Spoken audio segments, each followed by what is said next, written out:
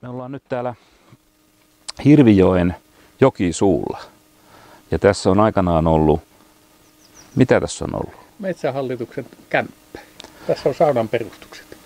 Sauna ja sitten tuossa Kämppä oli tuossa. pikkasen edempänä. Niin, siitä näkyy vielä muurinjalat ja 80-luvulla palo. Joo. Ja sitä ei sitten... 50 puolella taisi olla, kun se palo.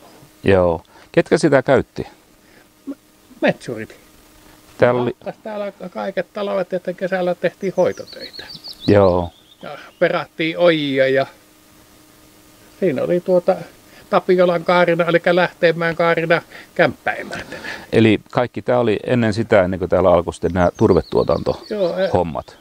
Tuonne kaivettiin tuonne soille ojia vähän. 60-luvulla. 60-luvulla Maja-asuussakin oli semmoinen osa, salaojitettiin.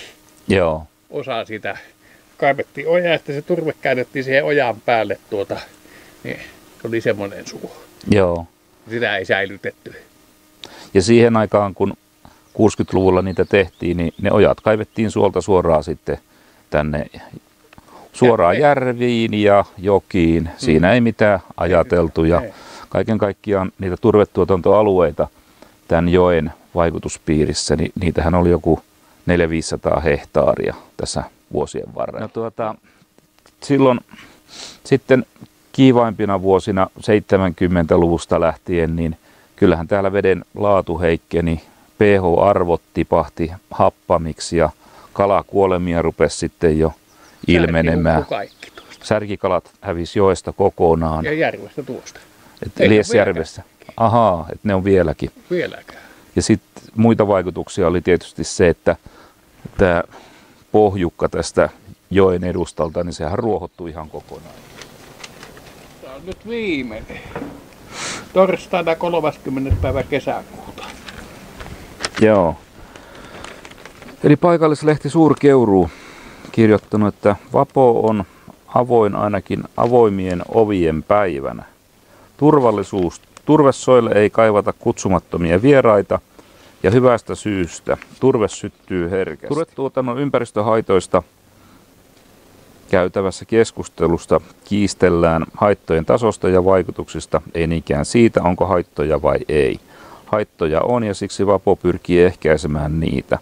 Vastapuolen mielestä se ei ole onnistunut siinä, eikä oikeastaan ole edes kiinnostunut aiheesta. Sateiden vaikutukset turvesoilta tuleviin valumiin ovat Keski-Suomen ELY-keskuksen mukaan olleet jopa yllättävän vähäiset. Kyllä tämä turveasiat tuntuu täällä Keuruulla koko ajan keskusteluttavan ja en sitten ole sitä mikään ihme, kun ajatellaan, että Pihlajavesi kuuluu arvokkaisiin vesistöihin ja sitä kautta ihmiset enemmän viettää aikaansa mökeillä ja seuraavat ympäristöä ja luontoa ja harrastavat kalastusta ja muuta virkistyskäyttöä, niin lienee aika luonnollista, että tämän tyyppisiin asioihin kiinnitetään huomioon. Materiaalia on, kun joku vaan saisi sitten asiat hoidettua järjestyksessä. Liesjärven eteläpäässä on vielä näitä valkeita, hienoja hiekkarantoja, ihan samalla tavalla kuin Liesjärven pohjoispäässä on ollut aina sinne 1970-luvun puoliväliin saakka, jonka jälkeen turvetuotannon näkymät ja purkaumat rupesivat sitten näkymään